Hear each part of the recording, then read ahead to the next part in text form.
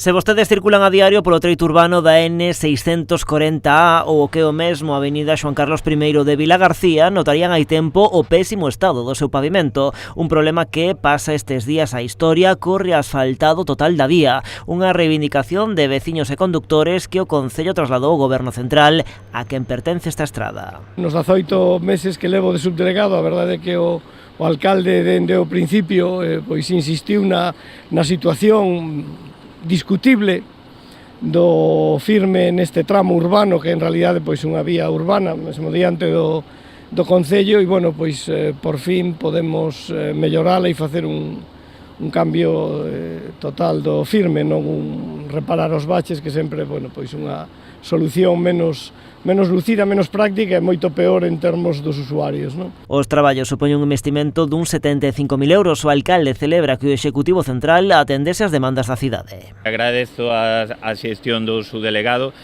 e, dende logo, a celeridade co que se está realizando por parte, como decía, de toda a demarcación, porque é unha actuación importante, non é solamente tapar uns baches, sino é fresado e asfaltado, e que creo que hoxe mesmo, hoxe e mañán remata, é dicir, se vai a facer ademais un pintado provisional e dentro de unhas 2 ou 3 semanas, cando todo este, se pintará definitivamente. Estes traballos en pleno centro urbano xeraron tanto hoxe como onte unha circulación intensa en Vilagarcía. Con todo, o alcalde salienta que son os traballos que se fixeron en apenas 2 días. Hai incomodidades de atascos, pero unha actuación que non é menor desta envergadura, poder resolvela en 2 días, pois dende logo en tempo récord. Hai outras alternativas nesta cidade, estes 2 días pois pode haber incomodidades e o tráfico pois en algunhas zonas non é tan fluido.